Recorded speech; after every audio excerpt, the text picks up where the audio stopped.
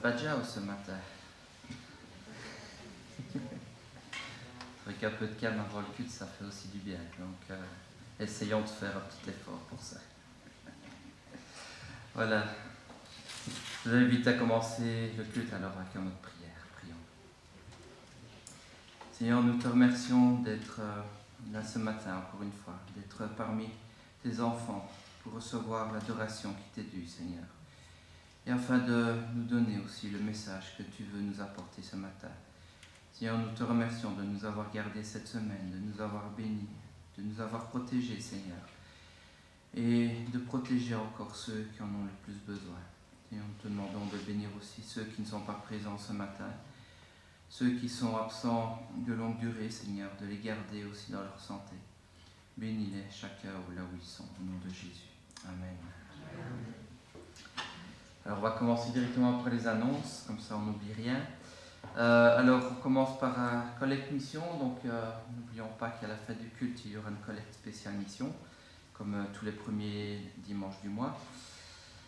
Alors ce lundi soir, la pastorale liégeoise se réunit ici à Glun, donc il y aura plus ou moins 17 responsables d'église ici en bas. Merci de prier aussi pour la réunion, que tout se passe bien, on aura des choses à discuter. Surtout Eliel. Alors, mardi à 17h30, la salle du bas sera aussi utilisée par l'AG des propriétaires du bâtiment en face. Donc, pour ceux qui viennent à l'étude biblique, cela ne change pas grand-chose. Le parking restera libre, mais ne faisons pas de bruit en arrivant pour ne pas les déranger. Moi, il termine vers 8h30, donc pour le départ, ça sera plus calme. Enfin, on aura plus de tranquillité. Donc mardi 12h30 aussi, réunion de prière, étude biblique, pardon. Donc pour ceux qui ne savent pas se déplacer, il y a bien sûr le Zoom. Jeudi 19h30, la réunion de prière, comme à notre habitude, aussi par Zoom, pour ceux qui veulent. Et alors dimanche prochain, n'oublions pas que c'est le 9 juin, donc pour ceux qui sont belges, qui sont obligés d'aller voter, n'oubliez pas d'aller voter. Si ce n'est pas avant le culte, ça sera après le culte, donc n'oubliez pas. Et alors un petit rappel pour le 7 juillet, que nous aurons notre barbecue aussi. Barbecue de fin d'année scolaire, suivi d'un moment de présentation de chants, notamment de louanges. Donc voyez avec Dany pour, si on doit s'inscrire pour les passes saucisses. On doit s'inscrire et on doit payer 5 €. Voilà, n'oubliez pas d'aller voir Dany. Je marque que c'est 5 €, comme ça j'oublie pas non plus. Voilà. Il y a des annonces que je n'aurais pas dites, non? Je sais qu'il y a aussi des invitations pour les camps, je pense qu'il y en a ici devant, donc si vous avez des jeunes, n'hésitez pas à prendre un petit papier. Voilà, ils sont les bienvenus dans les camps, c'est un bon moment où on, en tout cas en tant que jeune, je me rappelle où on apprenait beaucoup de choses différemment qu'à l'église, et il y en a beaucoup qui sont convertis notamment pendant les camps, donc c'est toujours des bons moments à passer entre jeunes. Moi qui ne le suis plus, c'est pas grave. Voilà. Alors le Dieu que nous sommes venus adorer ce matin, c'est le Dieu de toutes choses, on le sait, celui qui a autorité sur toutes choses. Il est notre Seigneur, il est notre Roi, il est aussi celui qui a tout créé. Il est le Tout-Puissant, notre Créateur. Et c'est celui qui peut tout. À commencer par la création, bien sûr, qu'il a créée par sa simple volonté. Il a dit, et cela fut. Comme un général commande à une armée, sauf que Dieu a commandé alors qu'il n'y avait encore rien. Et cela est arrivé. Sa seule parole a fait apparaître toute la création. Notre Dieu est donc le Dieu bien le plus puissant, le tout-puissant. Et il n'y a personne d'autre qui lui ressemble. Il est le Seigneur, il est le tout-puissant, il est l'Adonai, il est l'El Shaddai. Alors ce matin, je vous invite à vous lever et on va commencer par ce premier chant qui annonce qu'il est le Seigneur, qu'il est le tout-puissant. Et nous pouvons nous lever pour chanter ce premier chant.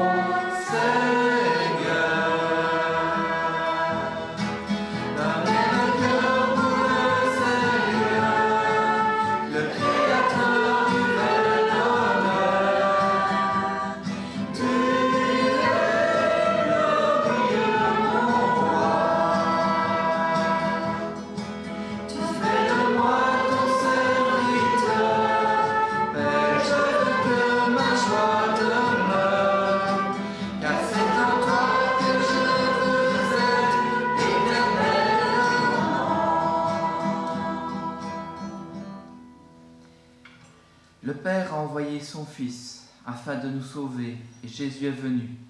Emmanuel est venu. Dieu sauve, est avec nous. Et comme la perle la plus précieuse que nous gardons bien précieusement, nous gardons aussi Jésus. Au plus profond de notre cœur, il est notre bien-aimé et tout notre trésor. Je vous invite à continuer avec ce chant. Jésus mon bien-aimé, tout mon trésor, tu m'as donné ton amour et ta vie, et de tout mon cœur je t'aime et je t'adore. Amen.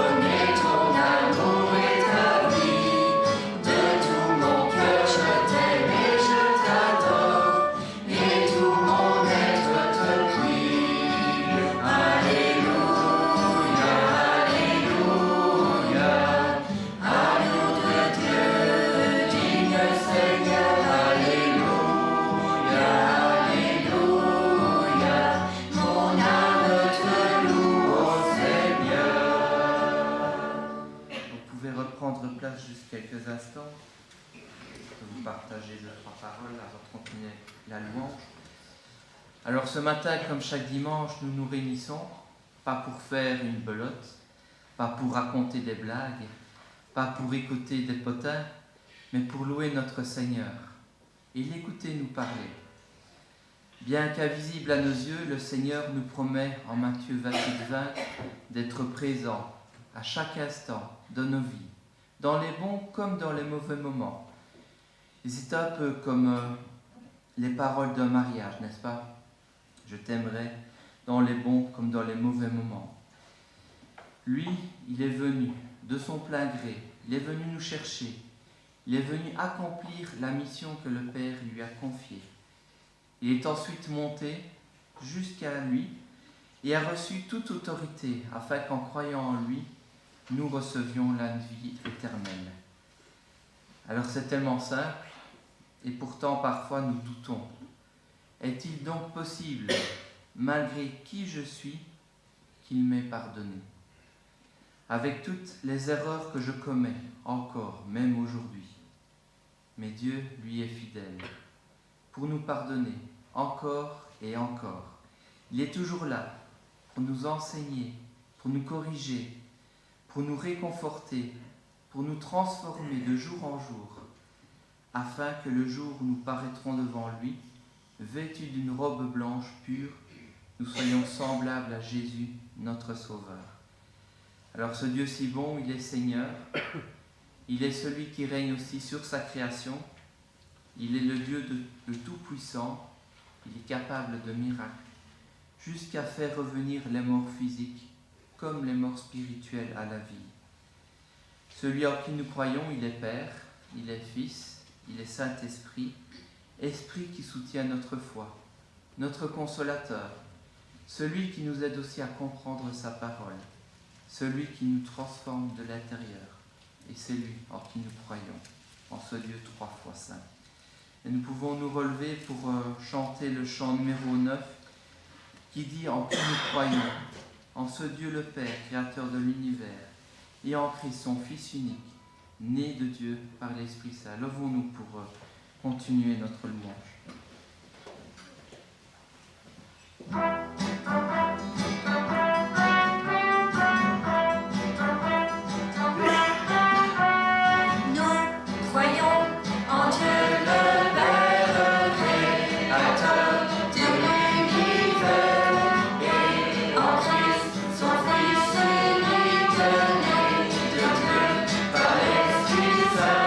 Nous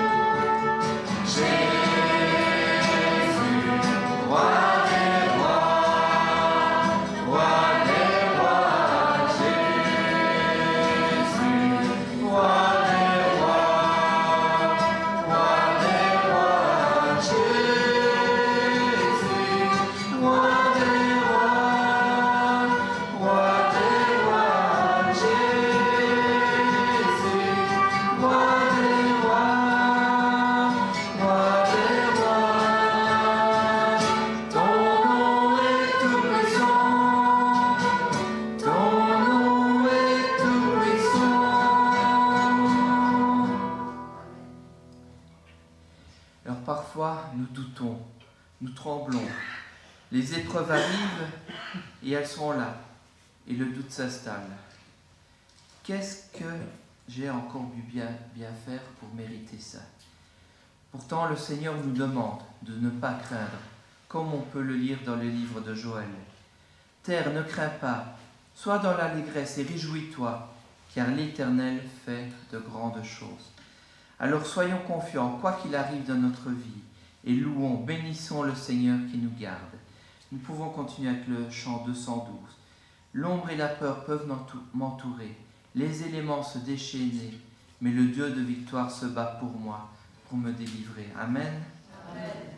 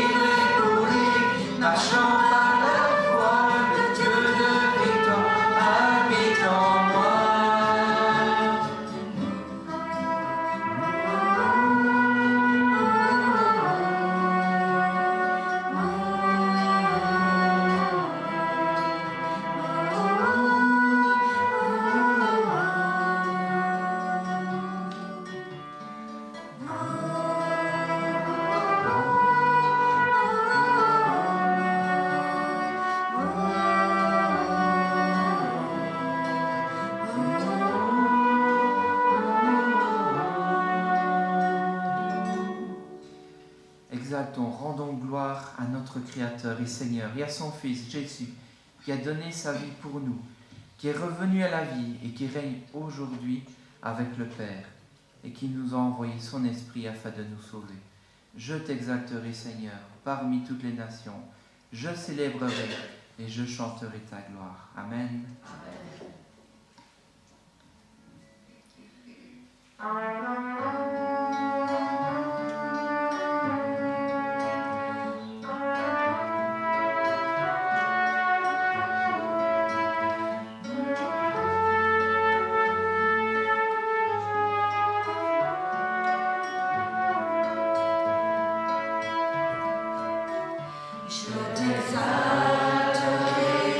Seigneur, parmi toutes les nations.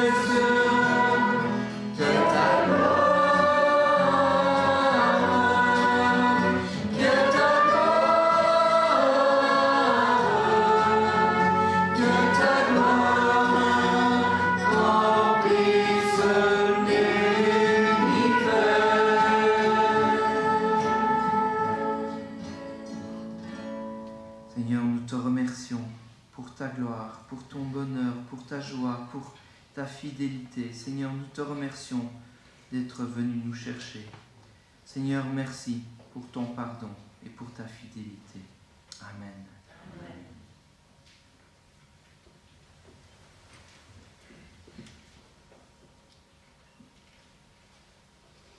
Merci Seigneur parce que tu es un Dieu merveilleux, un Dieu qui aime ses enfants, qui prend soin d'eux tous les jours. Merci Seigneur pour cette promesse que tu nous as fait d'être avec nous tous les jours jusqu'à la fin. Merci parce que c'est une réalité Seigneur que nous pouvons vivre. Seigneur, merci pour ton esprit qui nous guide. Merci parce qu'il nous corrige, il nous relève. Merci Seigneur parce que c'est en toi que nous pouvons mettre notre confiance. Et Seigneur, je veux te louer, t'adorer pour cet amour immense que tu as envers nous. Merci Seigneur pour toutes les bénédictions que tu nous accordes jour après jour. Seigneur, que ton nom soit élevé dans nos vies, dans ma vie Seigneur, que tu sois le numéro 1. Au nom de Jésus. Amen. Amen. Seigneur, je prie au toi toute ta parole, j'appuie à tous, priez. Amen. Amen.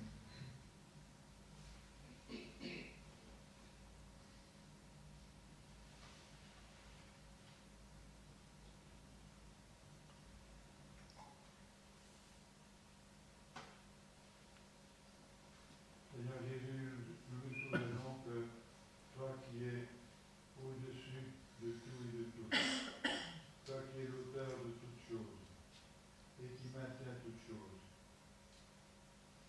nous voulons nous souvenir que tu t'es dépouillé de ta grandeur, tu t'es dépouillé de ta gloire éternelle et tu es venu jusqu'à nous sous la forme d'un petit enfant. Nous te remercions, Seigneur, de t'être ainsi abaissé, de t'être ainsi dépouillé pour nous élever, nous. Tu ne voulais pas que nous soyons éternellement séparés de toi. Et tu es venu pour nous accorder le pardon, pour faire de nous tes enfants, tes fils et tes filles. Seigneur, nous te remercions pour la promesse de ton retour. Et notre prière, c'est que nous te restions fidèles jusqu'au bout, avec ton aide. Nous te le demandons en ton nom. Amen. Amen.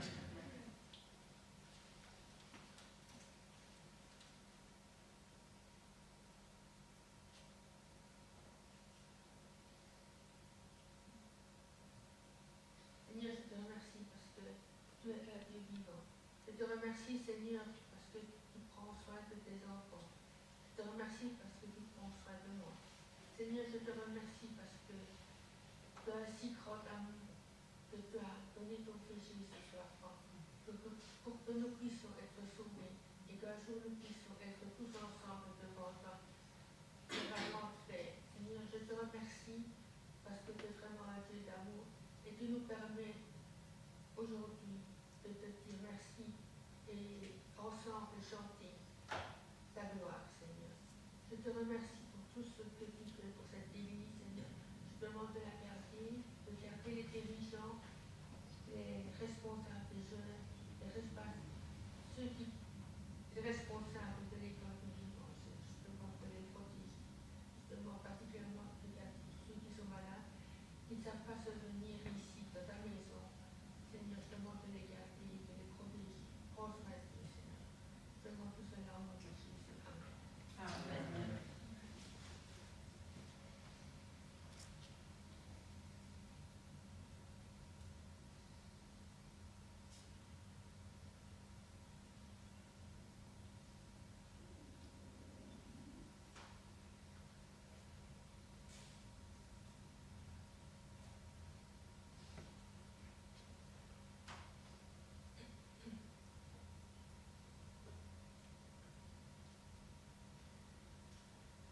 Seigneur, nous te bénissons parce que tu es celui qui protège, tu es celui qui garde, tu es celui qui nous aime. Tu ne fais pas cela parce que tu as voulu nous punir, tu ne nous as pas laissés dans notre péché, Seigneur, mais au contraire, tu as voulu nous reprendre auprès de toi. Tu as voulu que nous soyons proches de toi, bien plus proches encore, Seigneur, que nous ne pourrions l'espérer. Tu as fait de nous tes enfants, nous qui étions de simples serviteurs dans le jardin d'Éden à la base, qui nous sommes rebellés contre toi, qui avons voulu faire notre propre chemin sans toi. Tu es venu nous rechercher, tu nous as rachetés à grand prix. Et Seigneur, comment ne pas te louer, te bénir pour cela? Sois loué pour tout. Amen. Amen.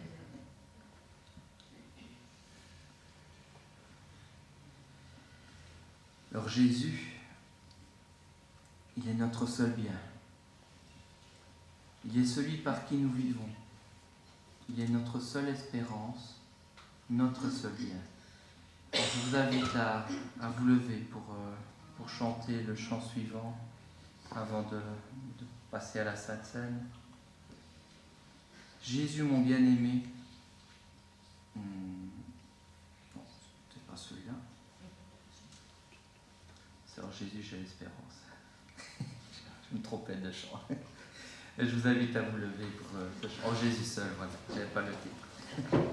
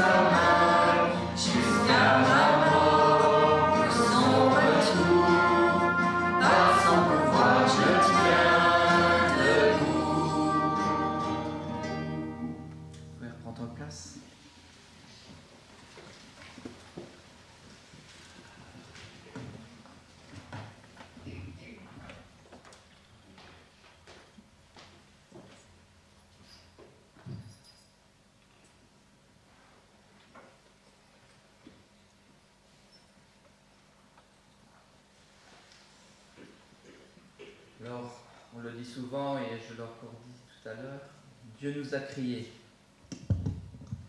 Et il a fait de nous ses enfants. D'être humain fait à son image, simple serviteur, prenant soin du jardin d'Éden, l'homme s'est perdu à cause du péché qu'il a commis, mais Dieu n'a pas voulu que cela reste ainsi et nous avons été restaurés et transformés par l'œuvre de la croix, afin de vivre auprès de lui pour l'éternité. De simple homme, femme, pécheurs et pécheresses, nous devenons fils et filles du Dieu très haut. De serviteurs et servantes perdus, il fait de nous des princes et des princesses de son royaume. C'est une fameuse différence, n'est-ce pas?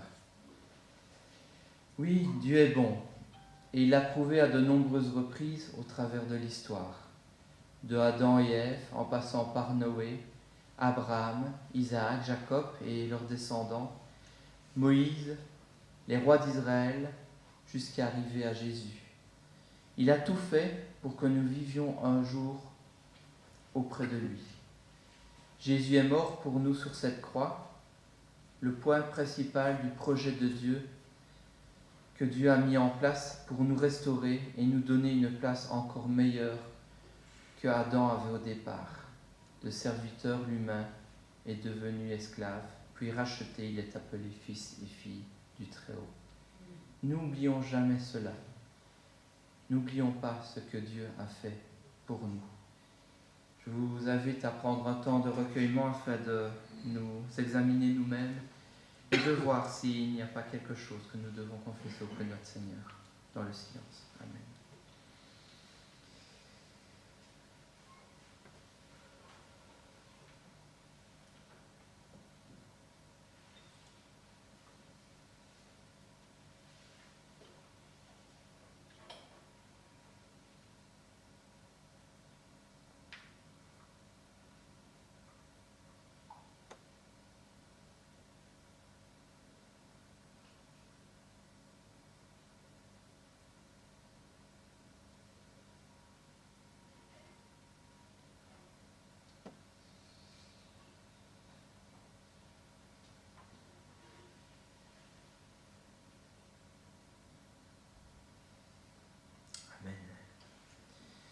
J'invite maintenant tous ceux qui ont accepté le Seigneur, qui sont passés par les eaux du baptême en obéissance, de se lever pour faciliter la distribution.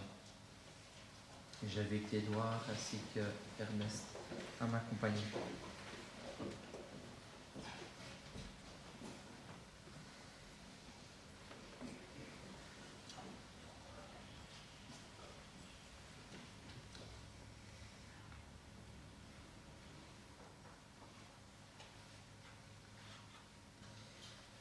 Je vais lire dans Luc 22, verset 14.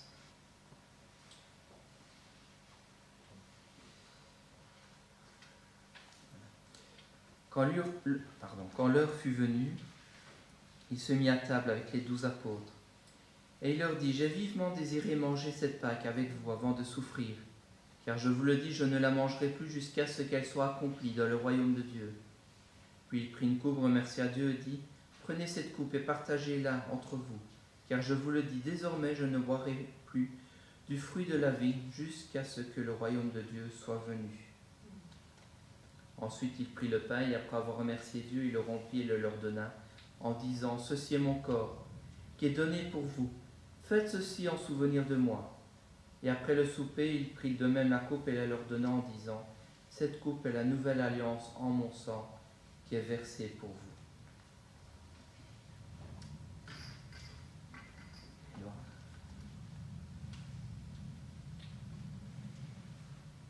Seigneur, ce matin, tu nous invites à ta table. Cette invitation, Seigneur, elle est gratuite pour nous. Mais pour toi,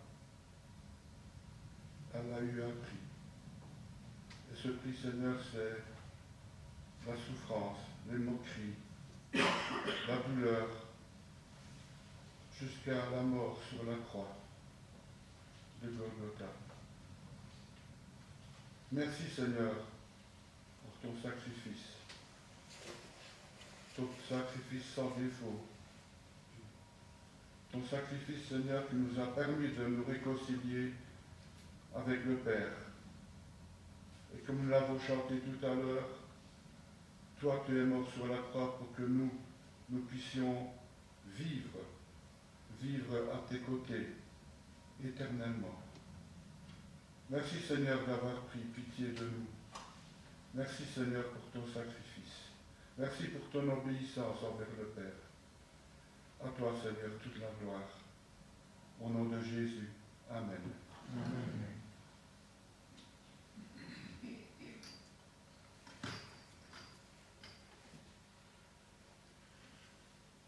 Seigneur Jésus, avant que le temps fût, tu pensais à la terre, où tu voulais un jour venir et donner ta vie pour que nous ayons la vie. Merci pour ton sang versé qui a lavé nos péchés. Merci d'avoir inscrit notre nom dans le livre de la vie. Nous te remercions en ton nom. Amen. Amen.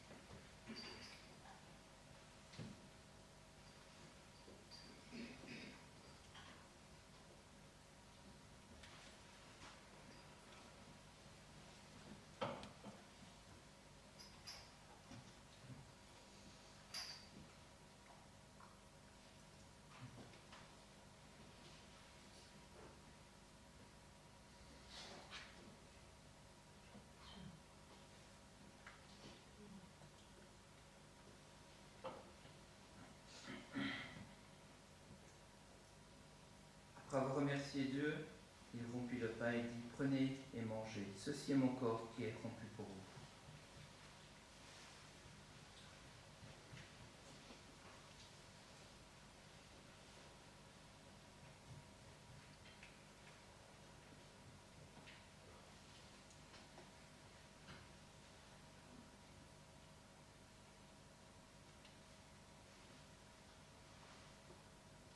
Et de même, après le repas, il prit la coupe.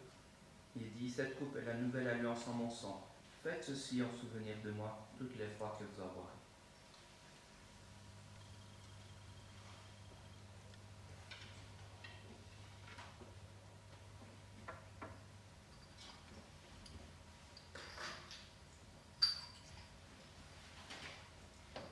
Alors nous nous sommes rappelés ce que le Seigneur a fait pour nous. Et il mérite bien notre louange et notre adoration. Il mérite aussi notre obéissance. Alors, je vous invite à terminer ce moment avec le chant 193 dans le recueil. Et pendant ce temps, j'invite les préposés à passer parmi nous pour offrir nos dons et nos offrandes.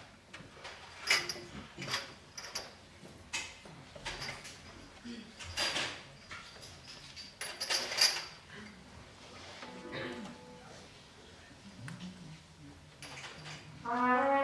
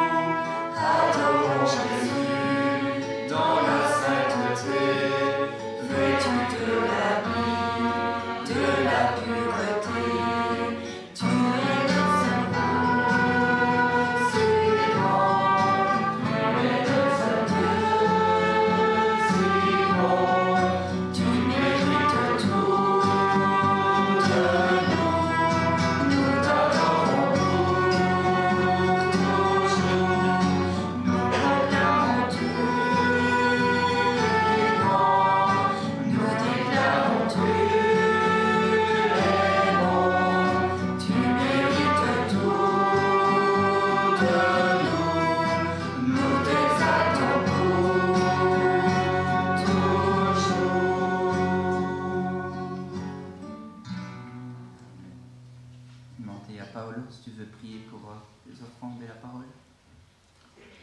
Seigneur notre Dieu, nous voulons te remercier pour ta fidélité qui monte jusqu'aux cieux, Seigneur. Je te remercie parce que chaque jour, tu pourvois tous nos besoins, Seigneur. Tu es là en toutes circonstances. Seigneur, nous te prions de prendre soin de cette offrande que nous avons mis pour toi, pour ton Église, Seigneur, afin qu'elle puisse grandir. Seigneur, bénis-la, Seigneur. Et fasse que cette offrande puisse servir au mieux et donne la sagesse et le discernement à ceux qui vont l'utiliser. Au nom de Jésus. Amen. Amen. Vous pouvez prendre place.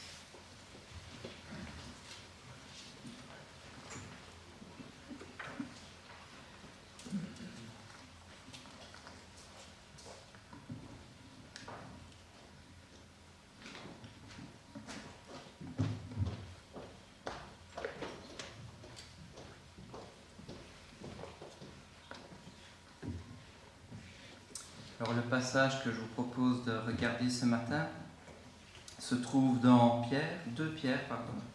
Et c'est un passage qui nous a été proposé lors de la formation à la prédication. C'est un passage que nous devions tous préparer. Et ceux qui désiraient pouvaient aussi le faire devant tout le monde après. Donc on a pu écouter quelques versions qui étaient intéressantes. Et ce que vous allez entendre, c'est une partie en tout cas de ce qui a été dit ce jour-là. Et c'était bien parce qu'au moins on était à peu près tous d'accord. Donc le passage est clair, en tout cas j'espère. Alors Pierre, tout d'abord, c'est un apôtre de Jésus, celui qui était fougueux et emporta même l'oreille du serviteur, du grand prêtre lorsque Jésus a été arrêté, pour ceux qui se souviennent. Celui aussi qui a abandonné le Seigneur, ayant pris peur lorsqu'on l'a reconnu, lorsqu'il suivait Jésus de loin, assis près du feu, dans la cour de la maison du grand prêtre de nouveau. Celui qui le renia 3 fois avant que le coq ne chante. Mais il a été pardonné aussi, il était aimé de Jésus. Cet apôtre apporta la bonne nouvelle jusqu'à Rome, où il mourut de la main des Romains. Alors Pierre nous laisse des lettres, et la deuxième lettre dont est tiré le passage ce matin est probablement écrite lorsqu'il attendait d'être mis à mort. Cela ne l'a pas empêché d'être encourageant pour les frères et les sœurs de l'époque et encore aujourd'hui. Cette lettre nous encourage à tenir ferme dans la foi, mais on va lire d'abord 2 Pierre chapitre 3 et on va lire les 13 premiers versets. On va commencer d'abord par les 4 premiers. Voici déjà, bien-aimés, la seconde lettre que je vous écris. Dans l'une et dans l'autre, je cherche à éveiller par des avertissements votre saine intelligence, afin que vous vous souveniez des choses annoncées d'avance par les saints prophètes et du commandement du Seigneur et Sauveur, enseigné par vos apôtres, sachant avant tout que dans les derniers jours il viendra des moqueurs, avec des railleries, marchant selon leur propre convoitise, et disant « Où est la promesse de son avènement ? Car depuis que les pères sont morts, tout demeure comme dès le commencement de la création. » Je vous demande de prier un moment. Seigneur, nous te remercions tout d'abord pour ta parole. Nous te remercions pour ces lettres qui nous ont été laissées, Seigneur, qui sont parvenues jusqu'à nous, qui nous ont été transmises afin de nous rappeler des vérités, de nous rappeler, Seigneur, que tu es toujours présent. Et Seigneur, ce matin, nous voulons lire avec le cœur ouvert, afin d'être encouragés aussi par tout ce qui est écrit. Merci, Seigneur, de nous aider à comprendre ces paroles. Et aide-moi, Seigneur, à bien les transmettre. Amen. Alors, la question que l'on peut se poser en lisant cela, est-ce que rien ne change ? Lorsque nous regardons le monde qui nous entoure et le monde tel qu'il était dans le passé, certains pourraient croire qu'il est meilleur aujourd'hui. La science n'a-t-elle pas évolué de la création de la roue et des grands monuments de l'Antiquité, des premiers arracheurs de dents, jusqu'aux véhicules terrestres et même célestes quand on parle des avions, aux tours monumentales qui montent jusqu'à 800-900 mètres, et des bons techniciens qui nous arrachent plus les dents comme des charcutiers, en tout cas pour la plupart. En tout cas, on pourrait croire que le monde a bien évolué. On pense aussi aux droits des hommes, des femmes, des enfants, qui semblent donner à l'humanité un meilleur avenir, en tout cas dans nos régions. Faire travailler des enfants dans les mines semble très loin. Et pourtant, aujourd'hui encore, le péché règne. Il règne autour de nous, et c'est une certitude. Depuis que nos ancêtres communs se sont détournés de Dieu pour suivre leur propre volonté, rien n'a changé de ce côté-là. Tout demeure comme dès le commencement de la création. Alors, changement ou non, à votre avis? Bien que le monde change, le cœur de l'homme, lui, n'a pas changé. Il ne change pas. La Bible confirme cela lorsque le Seigneur parle de la fin des temps. Et voici ce qu'il nous dit dans Matthieu 24, au verset 37. Ce qui arriva du temps de Noé arrivera de même à l'avènement du Fils de l'homme. Car dans les jours qui précédèrent le déluge, les hommes mangeaient, buvaient, se mariaient et marièrent leurs enfants, jusqu'au jour où Noé entra dans l'arche. Alors tous ceux qui suivent l'étude biblique du mardi soir savent tout ce qui s'est passé. Je suis sûr que chacun l'a déjà lu. Je vous invite à toujours venir à l'étude biblique. Je fais comme Eliel, je vous invite. En tout cas, du temps de Noé, les hommes étaient devenus extrêmement mauvais. La malice, la méchanceté avait été en graduant, toujours de plus en plus fort, Et ils ne se souciaient guère que de leurs propres désirs. Avant que le Seigneur ne mette un frein à la folie humaine avec le déluge. Et en regardant cela et toute l'histoire humaine, on peut dire non, rien n'a changé. Certains alors pourraient se poser des questions sur les promesses du Seigneur. Reviendra-t-il vraiment? Cela fait tellement de temps que nous l'attendons. 2000 ans, c'est long, c'est très long. Et si à l'époque des apôtres, certains se moquaient de la foi des croyants, pensez-vous que cela soit différent aujourd'hui? La moquerie de quelques-uns dans notre entourage pourrait nous toucher et nous questionner aussi. La science ne prouve-t-elle pas que la Terre est vieille? La création en 6 jours? Une Terre qui a moins de 10 000 ans? Un Jésus qui fait des miracles, qui meurt et revient à la vie? A-t-on déjà vu de tels contes pour enfants? Ce genre de phrases, nous les avons certainement tous entendues, n'est-ce pas? Alors Pierre, il ne s'arrête pas à ça. On peut continuer avec le verset 5. Ils veulent ignorer en effet que des cieux existèrent autrefois par la parole de Dieu, de même qu'une terre tirée des eaux est formée au moyen de l'eau. Un peu spécial comme version. Et que par ces choses, le monde d'alors périt, submergé par l'eau. Et là, il parle bien sûr de Noé. La folie des hommes. Bien que les gens refusent de croire à la création, ils ne peuvent nier que le déluge a eu lieu. Le monde regorge d'histoires concernant ce déluge dans les mythes et les légendes qui parcourent le monde. Ce qui fait dire aux sages de ce monde qu'il doit y avoir bien eu un déluge. Et sans parler de preuves indirectes, des preuves indirectes que l'on découvre dans les strates ou les sols ou la roche, comme on l'a appris, entre autres avec Eliel et d'autres scientifiques. Mais le monde cherchera toujours à fermer les yeux sur la vérité, quand bien même elle l'aurait présentée avec force, traitant de mythes les histoires de la parole du Seigneur. Et cette divergence de point de vue est tout à fait normale, n'est-ce pas? Du moins, on pourrait le croire. Nous n'avons pas à être troublés par de telles réactions, car ce que l'homme naturel pense n'est que folie. Et le Seigneur le sait. On peut voir ça dans 1 Corinthiens 3, versets 18 et à 20. Que nul ne s'abuse lui-même. Si quelqu'un parmi vous pense être sage selon ce siècle, qu'il devienne fou, afin de devenir sage. Car la sagesse de ce monde est une folie devant Dieu. Aussi est-il écrit, il prend les sages dans leur ruse. Et encore, le Seigneur connaît les pensées des sages, il sait qu'elles sont vaines.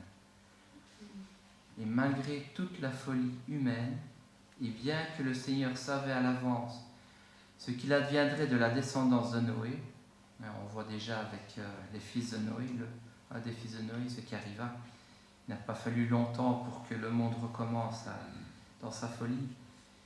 Il nous a laissé aussi une promesse. J'établis mon alliance avec vous. Aucune chair ne sera plus exterminée par les eaux du déluge. Et il n'y aura plus de déluge pour détruire la terre. Et ça, c'est bien sûr une promesse qu'il a faite à Noé et à ses fils. Et ce que le Seigneur promet, il le fait. On le sait tous. On l'a déjà dit, on le redit. Et même si aujourd'hui nous entendons parler d'inondations, de tempêtes, de dérèglements climatiques, rappelons-nous que cela est bien peu de choses par rapport à un déluge mondial, un déluge total. On ne peut pas les confondre. Alors cela veut-il dire que le monde corrompu ne sera pas purifié et restera dans sa folie? Le Seigneur, une fois purifié le monde avec les eaux, et s'il ne le fait plus avec les eaux, que va-t-il faire alors? Verset 7 de 2 Pierre 3. Tandis que par la même parole, les cieux et la terre d'à présent sont gardés et réservés pour le feu, pour le jour du jugement et de la ruine des hommes impies.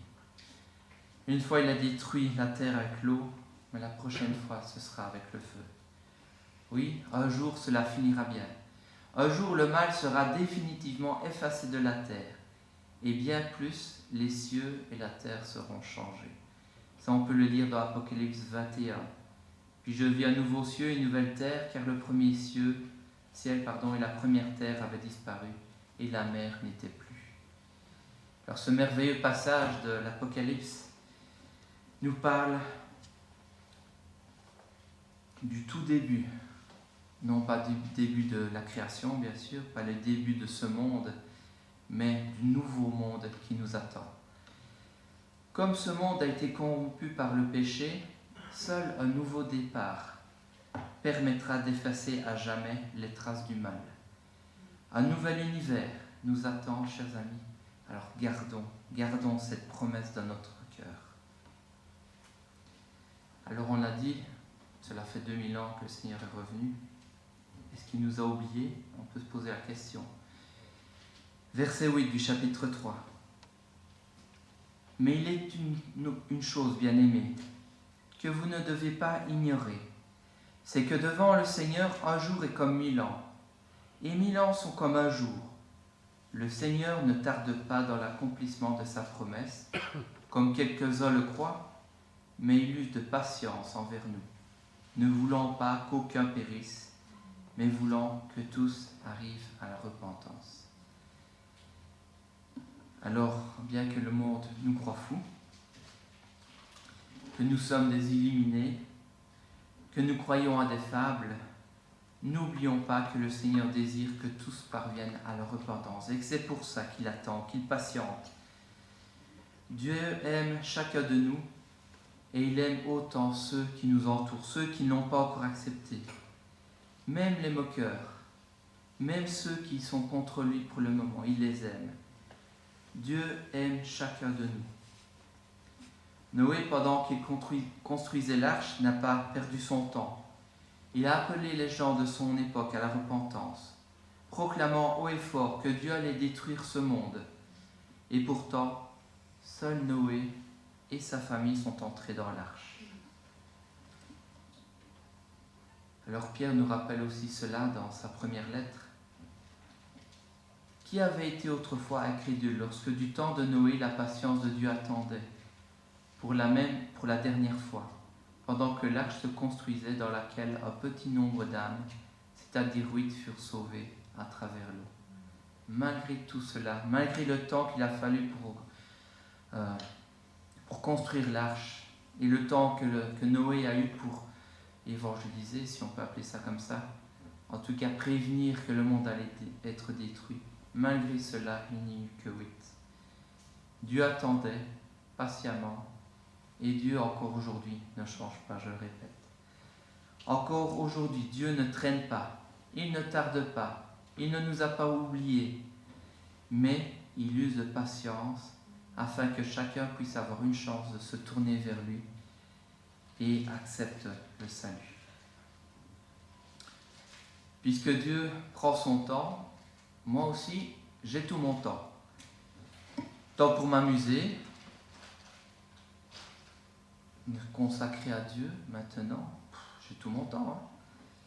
Le Seigneur ne reviendra pas tout de suite, de toute façon. Ça fait 2000 ans qu'il nous attend, j'ai encore bien le temps de me consacrer à lui. Je suis encore jeune, quand je serai plus mature, alors je penserai peut-être à faire des efforts, peut-être. Hein. Y aller plus souvent à l'église, à prier, à lire ma Bible. J'ai encore le temps de m'amuser. Attention. Verset 10. Le jour du Seigneur viendra comme un voleur. En ce jour, les cieux passeront avec fracas. Les éléments embrasés se dissoudront et la terre avec ses œuvres qu'elle renferme sera consumée.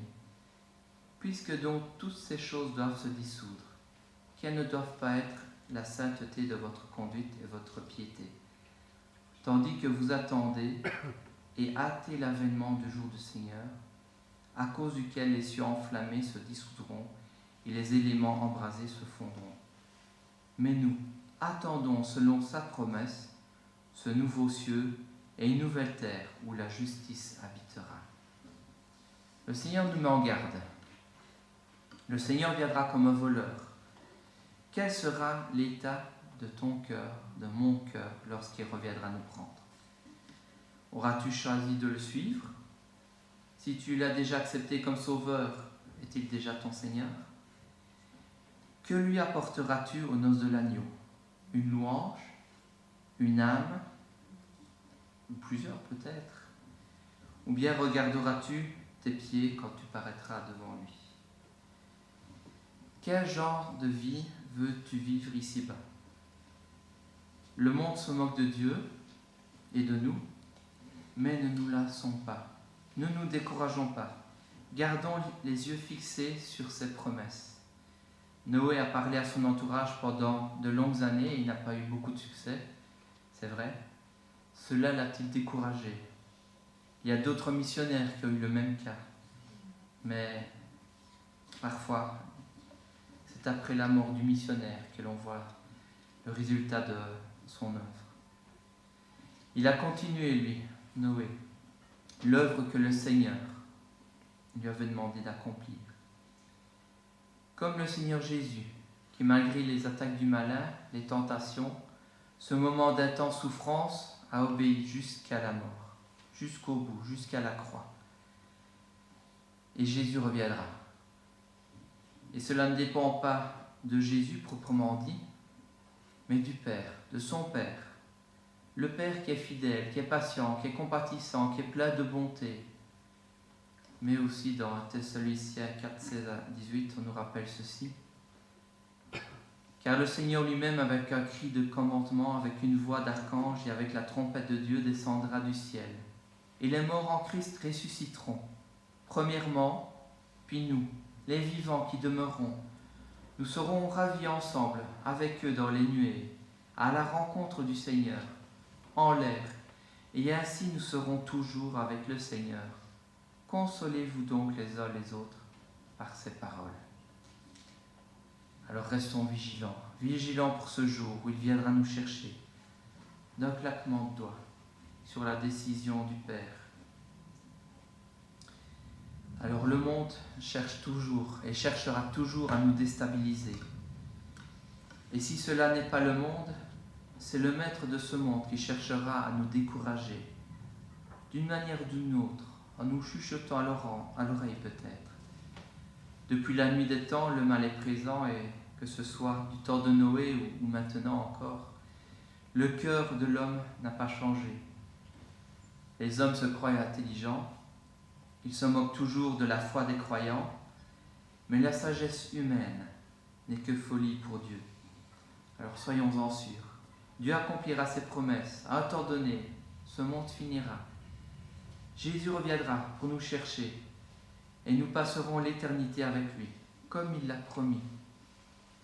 Si le Seigneur semble tarder, c'est uniquement par compassion pour nous, pour sa création, pour tous ceux qui nous entourent et qui ne connaissent pas encore.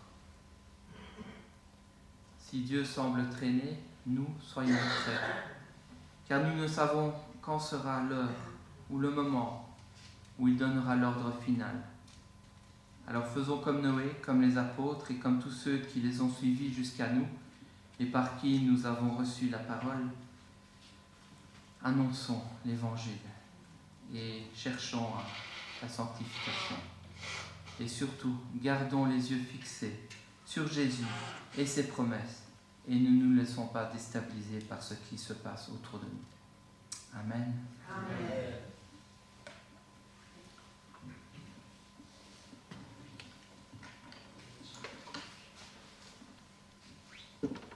Alors peu importe ce qui peut nous arriver, ce qui peut m'arriver, que ce soit autour de nous, que ce soit dans l'Église, dans la famille, dans nos vies, nous avons aussi une assurance. C'est d'avoir un Seigneur et un Père généreux et compatissant.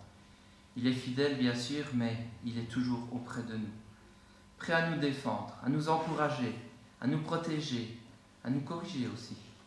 Alors nous pouvons toujours bénir notre Dieu, ce Dieu merveilleux qui a fait de nous ce que nous sommes en Christ. Pas encore tout à fait maintenant, mais quand nous serons près de lui, avec cette nouvelle robe blanche qu'il nous donnera. Nous sommes des fils et des filles du Très-Haut, et ne crions pas parce qu'il nous aime. Amen. Amen.